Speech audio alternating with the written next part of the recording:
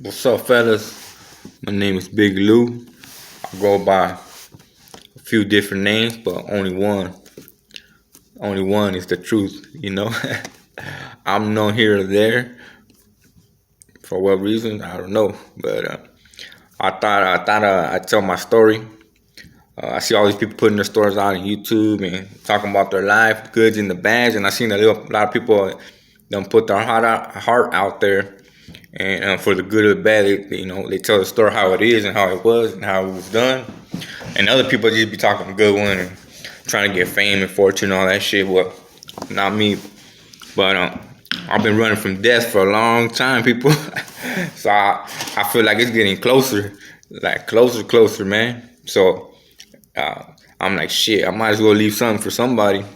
Hopefully they learn something, or who knows, maybe I got a kid out there somewhere I never seen or known, and but at least don't know something about me, because not many people, if you haven't met me or hanged out with me, better don't know my whole story. They just know what they see from the outside, but there's many ways to look at the same object, from different directions. But anyways, like I said, my name is Big Lou from Inglewood, California, but I get around. My story begins like a lot of other people's stories, in the ghetto, fucked up childhood, broken home, all that good shit. Running the streets, fighting motherfuckers. I ain't gonna tell you I was a fucking shooter, a gunner, a killer, nothing like that, but he didn't want to fuck with me, and that shit took a while to build, because in the streets I grew up in, every other street was battle zone, somebody else's hood. I had to walk like I don't know how many miles, like two miles to go to school, 2 or 3 miles. I don't even know how long it was, but it was far, because I had to walk through different people's neighborhoods, and every other day was something, man. Somebody saying something, somebody wanting something. Sometimes I'll be running, sometimes I'll be fighting, just never knew. So I knew that from the beginning days, because days are counted, like every day was a blessing, and fuck, but it was a mission to get through. So, yeah, your typical upbringing in the neighborhood.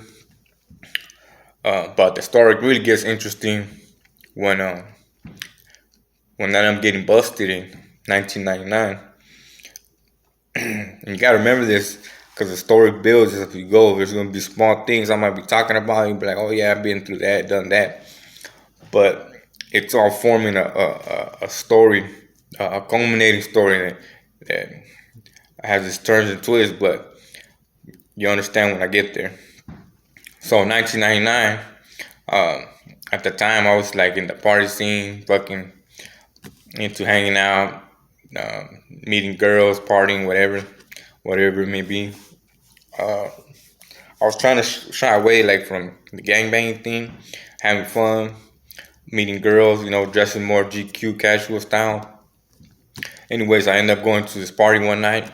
We're chilling, hanging out, have a couple of drinks, do a little dancing, but the party was a little dead, so I decided to move on. And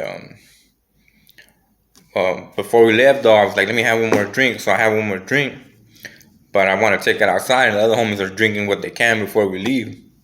So I'm walking out slowly, and I see one of my homies, little homies. I know him, but I don't know him that well. He's getting fucked up. I see a ball of people just fucking this fool up. And at first I didn't know it was him, but I took a closer look. I'm like, oh shit, I knew this fool, and he rolled with us. So I was like, man, I'm not letting this fool go down like that. So I get in there, start getting them up, bing, bing, bing. Homies see me, they come out. Now we're getting them in the street, melee. People chasing us for broken bottles. People trying to fuck me up. There was more of them than there was of us. So I took off running. I jump in the car and I fucking smashed the gas. All the people that are chasing me, they got hit. Take off, bam. This is off of Crenshaw and 139. And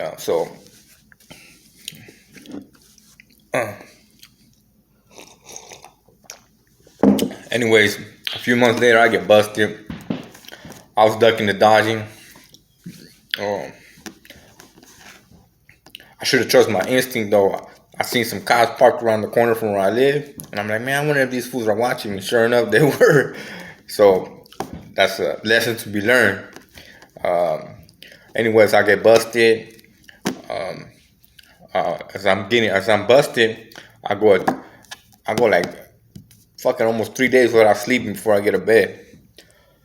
Matter of fact, I never made it to my bed. By the second day, I'm in the holding cells, and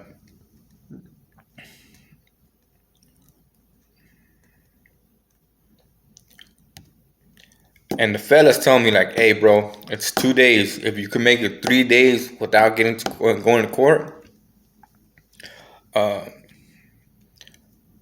they're gonna have to release you. So I was like, oh yeah. They're like, yeah, cut off your band. So I took off my band. Bam. I ended up making it to, I guess, the fourth day, which was the fourth and a half day, which about 3.5 days before they find me. They give me a wristband, whoo, whisk me off to court. I go to court. I think I make it right before lunch. And I'm going to court, and lady judge is gonna hold me over. So she already tells him to hold me over, and I'm fucking 18 years old, young, dumb, full of cum. I don't know what's going on. But I asked the lady, I'm like, hey, the judge, I go, excuse me, ma'am. I believe that if I've been arrested for 72 hours without being arraigned, that I gotta be released. And she goes, yeah, but right here, the time says that you've been here. I go, no, I was arrested at this time. This time at this place. And she's like, really? Well, let me look into that. We'll take recess, bring you back after lunch. Sure enough, they bring me back. And she goes, yeah, I see what you're saying. On this paperwork, they put a different time. She goes, but you're correct in what you're saying. So what I'm going to do here, instead of releasing you and refiling you, I'm going to let you go on OR under condition. And I was like, hell yeah, I don't know what that means, but yeah, let me out. And she's like, okay, so I'm going to let you out under conditions and you're going to be freed. I'm like, I didn't know what she was saying. I didn't hear nothing, but I was going to be released. That's all I heard. So I get released. I'm out 2 weeks. During this period, one day my crimey calls me and he tells me to come kick it. So I go over with my road dog, and we end up going to the mall together, me and him and another homie, or him or two more homies, whatever. And a few days later, I get picked up at my place. And I'm like, what the fuck? I haven't done anything. What the fuck? Why am I getting picked up? They're not telling me nothing. I go through the processing. They don't tell me nothing. I go to court.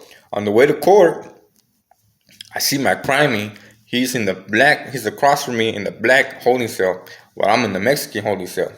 So we don't get along. I'm like, what the fuck you doing over there? The dude hangs out with Mexicans on the streets. Why is he in the black holding cell? So I told him, hey, what the fuck are you doing over there? Get your ass over here. I need to talk to you. So I pull him over. He comes squeezing over. He comes in. I'm like, hey, what the fuck? What's going on? So he starts giving me a story. He's panicking. I know he's fucking, I have a feeling he's lying, but I don't have no proof. And so he's like, oh, yeah, my mom, she called the police. I'm going to talk to her. I'm going to let her know to fix this. I'm like, all right, but it don't sound right and it don't feel right. And the fellas are asking me like, hey, do you want us to fuck him up? Is he telling or what? And I'm like, I don't even know, man. I'm like, nah, he's not telling. I don't have no proof that he's telling. So, I wasn't going to get him fucked up, or like, I didn't want that to be on me. So we go to court,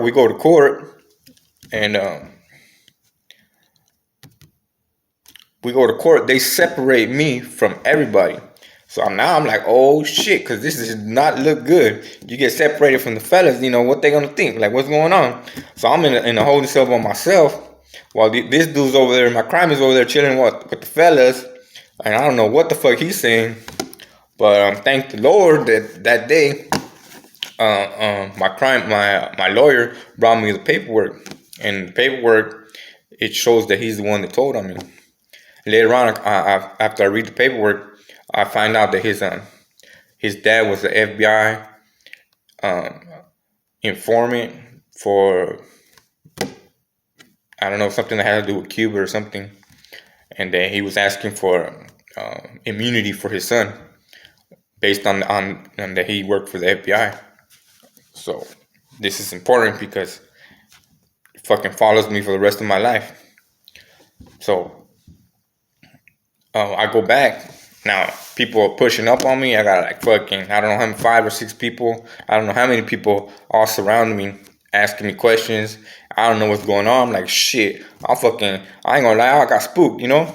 I was like, what the fuck? I go, look, here's the fucking paperwork. Have at it. That shit's all in there, whatever you guys need to read. So they read it, come to find out that it was my crime that was telling. So they let me be. Later on down the line, I find out that this fool gets fucked up. He gets fucked up, so they release him because he testifies, or he says that a hit was put on him by the Mexican mafia because of him testifying on me, which I don't know nothing about, but he gets on the stand and testifies on this. And this also is very important because it follows me for the rest of my life, and not for the good. And so now I'm starting to notice that I'm being targeted by the officers. I get in a fight. You know, some dudes fucking punched me in the mouth. He was picking on some little guy, and I told him to shut the fuck up. And when I wasn't looking, the fool punched me in the mouth, so I fucked him up. So the cops come in, they fucked me up, dragged me out, let me sit on a bench all night, cold, with the fucking door that opens up to the outside somewhere, cold as fuck. I'm freezing my ass off in nothing but boxers, cold as fuck, straight torture. And nobody else, that ain't happened to anybody else that was involved. So I was like, what the fuck? Why? The dude was bigger than me, first of all. Second of all, I didn't say nothing. And third of all, what the fuck? Then they held me back from going to court. And they hold me back from going to court. And they tell the judge that I refuse to go to court. So they purposely put me in a holding cell and wouldn't listen to me, wouldn't take me nowhere. And they tell the judge that I refused to come to court. So that's when I started noticing, like, damn, man, this shit's fucked up. You know, you ain't got really no say-so right there. They do what they want with you, and you better just suck that shit up, man, because these motherfuckers are, you know, they got their own thing going on in there, and they, woo-wee, gotta be careful. Modelo. And so later on, I get into it with some black dude from Hoover, and you know, in our county, we don't get along with blacks. On the streets, you know, motherfucker, I was saying how I knew some blacks, hanged out with them, smoked out with them, but in there, you know, it's a different story. Shit changes, you know, and just so happens that the courts that I go to, we didn't get along, man. We just didn't get along, and kind of acted like we hate each other. So when I would go to court, I noticed that sometimes the officers would let these fools out and give them like a chance to get at, you know, at first I thought it was, oh, they gave them a chance to get at us. But as I would later realize, I was being targeted. So, you know, a couple of times they come out, try to spit on me, you know, just try to kick me. I don't think they ever kicked me. But then one time they put me in an area where that was supposed to be off limits for us, where the PCs at the time would hang out. I mean, would get transferred and moved about. So they put us in there. I believe it was just 2 of us, and they brought them guys in. Them guys started kicking us and shit. We tried to defend ourselves. We're handcuffed, so we're just trying to defend ourselves. But it becomes an ongoing thing. So back to me getting into it with this guy from Hoover. So I get into it with this guy from Hoover. I come back from court. I come back from court, and this dude, I guess he sees me. We're in the same pod or whatever in the county, though. It's not called pod, something else, I forget. Anyways, he goes, runs, tells somebody, one of his homies get at my homie. My homie tell me to go over there, So I go over there. The first thing I noticed though was a cop looming above, and pretty much the other dude, the dude from Hoover, I didn't get along with, was waiting right there. But I'm looking at the cop and I'm looking at him and I'm like, man, what am I supposed to do? I didn't know what to do. The way I've been taught is when you do things like, especially if you like say you're gonna commit a crime or something, you ain't gonna do that shit in front of the fucking cops, right? Well, come to find out, they said I was wrong for doing that. I go back in the cell and this dude, which is supposed to be a homie of mine, he's over here talking shit, and I'm telling him my side of the story, but he's telling me pretty much that I ranked out and shit. And he wanted my fucking celly to handle me, my two cellies to handle me. Well, my celly had been taught a terrible lesson that even your own homies can cross you. And his story was I'll never forget him. Popeye from camp.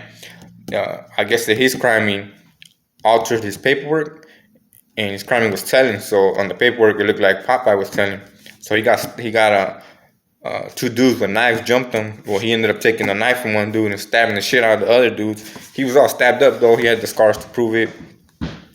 And but the lesson I learned there though was that even your own people do you dirty, man. And sometimes you just gotta buckle up and ride it out, or just watch out for it and be careful for it. So anyways, that dude, yeah, he tried to get me fucked up, and the dude fucking socked me to the fence or nothing. I'm young, I'm still learning the ropes, politics, and all this shit is new to me. I don't know really what's going on here. But the homie's like, fuck nah, we ain't gonna touch that fool, man. That's not right, So he stood up though. He stood up for what he believed in, and to my benefit though. But those are little lessons that you gotta learn, because ahead in life, they're gonna serve a purpose. So now I'll catch the chain. Now I'm catching the chain to Wasco. I get to Wasco at lunchtime. I'm there not 4 hours. Bam, crank off on the right. Mexicans black. A black dude cut in front of a Mexican in line. And then our homie was he's a homie, whatever. He, you can't do that in prison. You don't cut in front of people, stuff like that. It just doesn't happen. And so they gave him a chance to apologize. He was supposed to come out. He lived on the top tier. Shit happened on the top tier. I was on the bottom tier.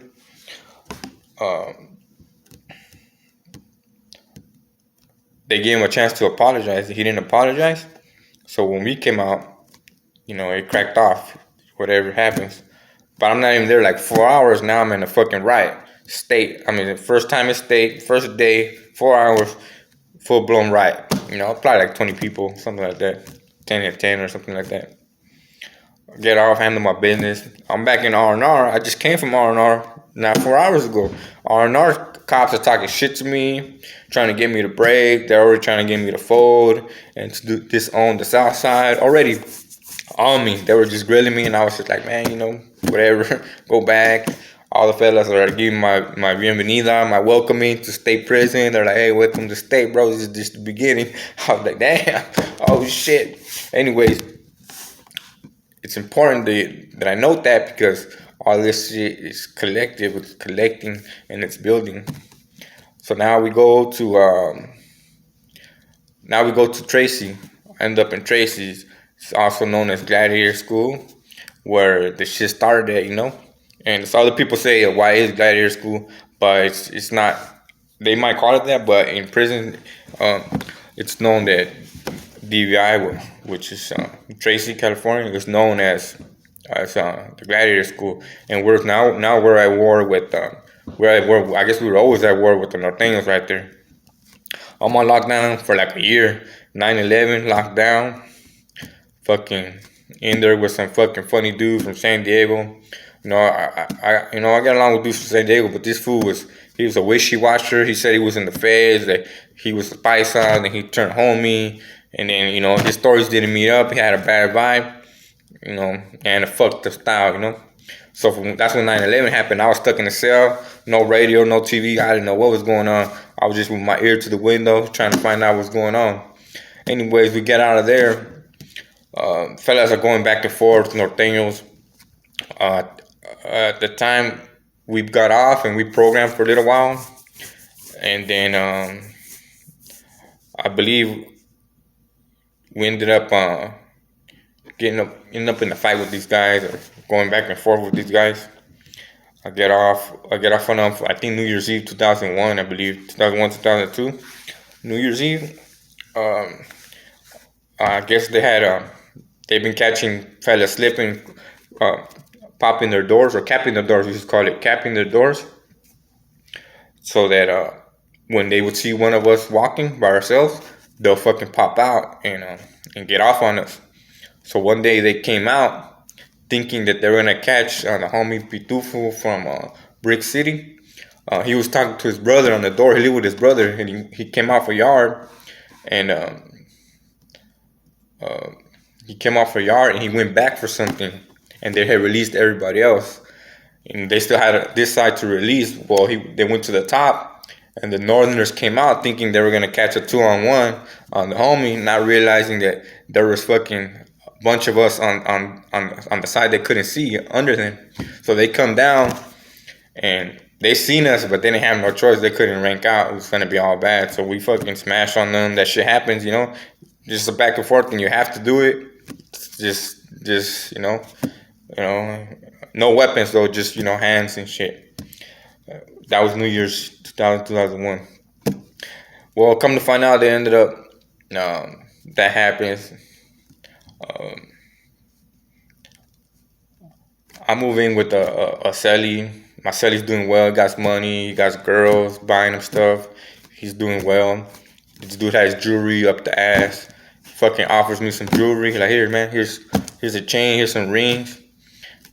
Just grab what you want. And I'm not gonna say his name because I don't want to put him out there, but he was a good homie, and he taught me how to play basketball too. And he was from 18, just so you guys know, good homie. And well, as soon as I start wearing the fucking chains and have the rings on, bam, IGI pulls me over, throws me in a room, like, hey, what the fuck are you doing? What you up to? What are you into? And I was like, oh, just basketball. What about you guys? They didn't like that shit. They were mad about that, but I knew what they were trying to get at, but I was like, nah, I know what the fuck you talking about. They came to sweat me when they did the sensation with the tobacco. They did a raid on my shit, looking for tobacco. Somebody snitched on me, looking for tobacco. The officers would pull me over. One time they fucking surrounded me in the hallway, about fucking 10, 15 officers, when I was by myself. And I'm like, shit, this is just normal part of life. I'm believing it's normal part of life, that this happens to everybody. That's what I think. I'm pretty sure it happens to a lot of people, but this starts going places. So now they're going to shut down Tracy for reception. They're going to shut it down, so they start shutting it down. They start getting rid of all of us. Well, there's a few of us that we get stuck with nowhere to go because we're at 1 point over the level 3 to level 4. So now I'm level 4 by 1 point. Excuse me. So what they do, there's a few of us that happens to. What they do, they send us into the gym. Now we're in the gym, but we ain't supposed to be living in the gym. Level 4 inmates are not supposed to be in no gym. And there's reason for that. But this place is crazy. It's called the zoo. If you know, you know. Most of us call it the zoo. Z-Dorm, the gym. And that shit's crazy. 24 hours, people moving around, getting drunk, getting fucked up, high, smoking. And that shit, the city that don't sleep, man. Las Vegas, baby. That shit is crazy as fuck. So, that shit's stressful. I didn't like it at all. I had a top bunk, a light was on at all times on me. I fucking hated it. And finally, I got a bottom bunk, and started getting a little better. I fucking got me a little fucking boombox. We used to play the game first to go, where everybody get drunk and the first fool to fall asleep. This motherfucker will get his fucking eyebrow chopped off, get half his fucking mustache chopped off. We'll paint him up with markers like a chick and shit, and we'll all be waiting, drinking, until we wouldn't go to sleep. We would wait in the morning when the motherfucker get up to take a piss and go wash his face, and he look up at the mirror, and that face when you first see that shit, we would just be busting up. We'd all be laughing, and yeah, we were just wild, man. A bunch of kids, most of them kids, and with no direction, and in this wild place, like we didn't give a fuck. We did what we wanted, when we wanted, how we wanted, and it was just how it was, Well, as time's going on, our numbers get less and less.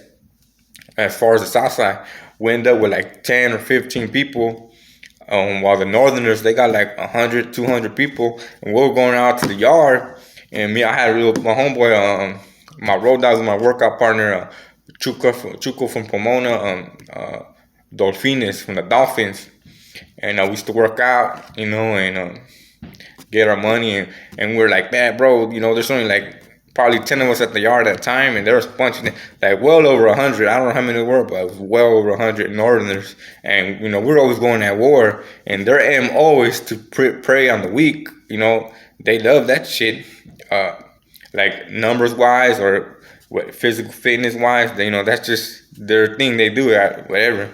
So we were like, hey, fuck it, I'm just take off our shirts, and they had their own spot on the other side of the yard, all the way to the corner.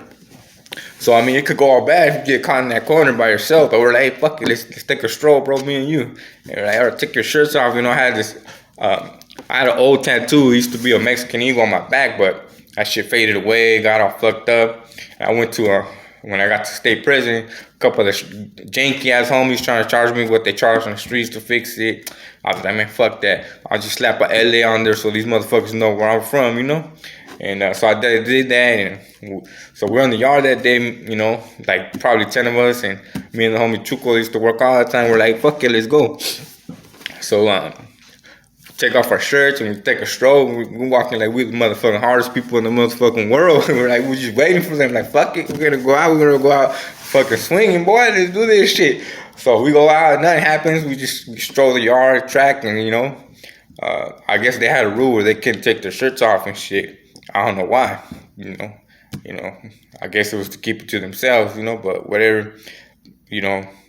That's how we felt when we were young, we were in the mix and over here like feeling like we was hard and all that stuff.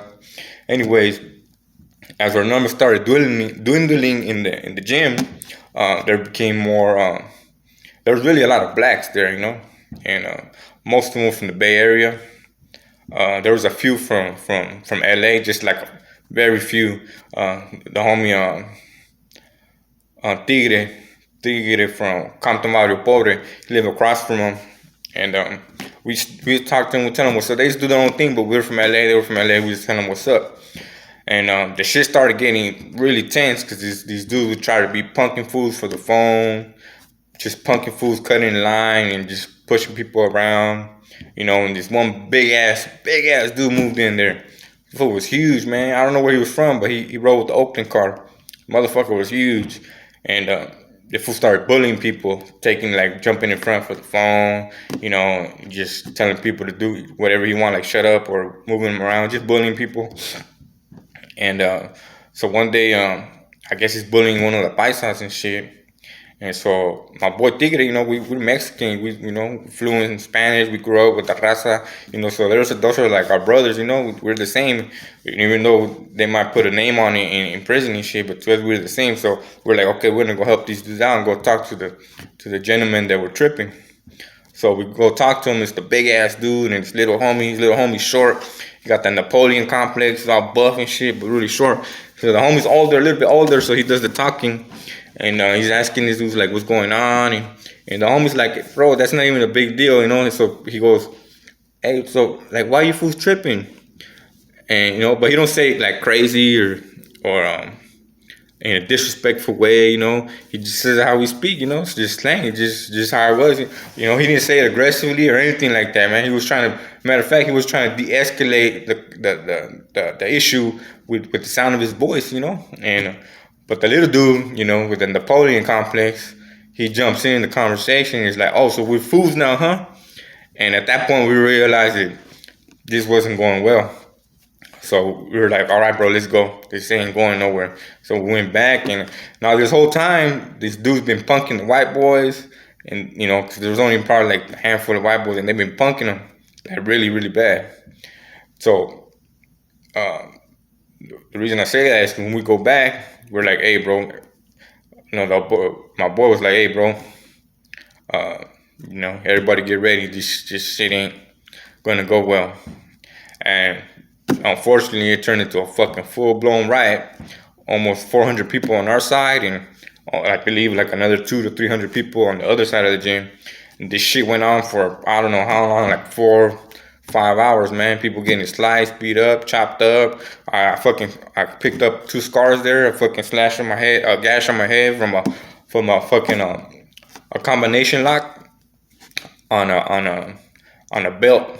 Fucking cracked right upside the head. Didn't hurt me at the time though. I didn't even realize it until somebody pointed out, and I felt the heat on my neck, dripping down my neck. And I was like, what the fuck is that? And I check, and it's fucking blood, and some dude gives me a shirt, and I wrap the shirt up like I'm fucking commando, and fucking go at it again. I get snatched up. We're running into a crowd. It's supposed to be like 4 of us. It's supposed to be. We run into a crowd.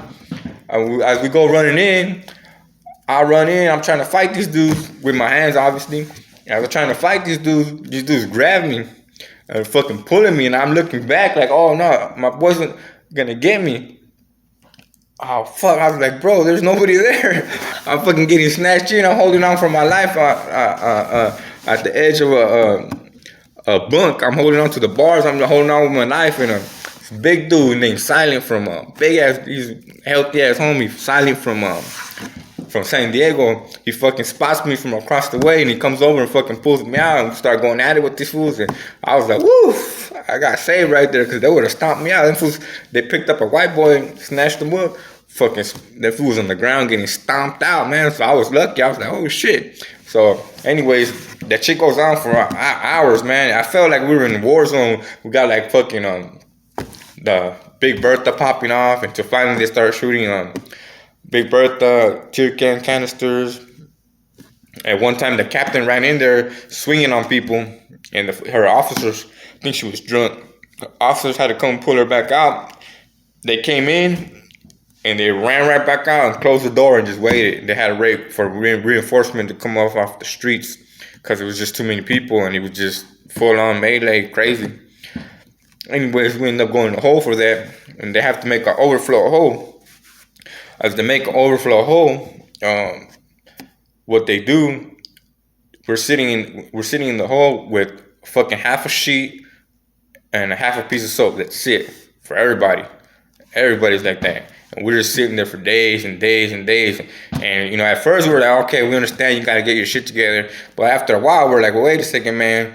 I think you guys are trying to punish us and shit. Like more, taking in your own hands kind of punishment type shit.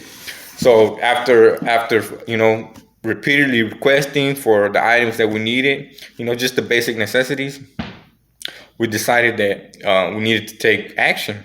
And so, what can you do stuck behind a cell?